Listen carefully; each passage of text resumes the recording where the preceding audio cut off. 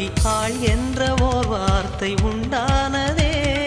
காதல் என்ற மந்திரத்தின் மாயம் என்ன, கல்லும் முள்ளும் இப்போது பூவானதே. வானவில்லின் துண்டொன்று மண்ணில் வந்து யாருக்கும் சொல்லாமல் பெண்ணானதே.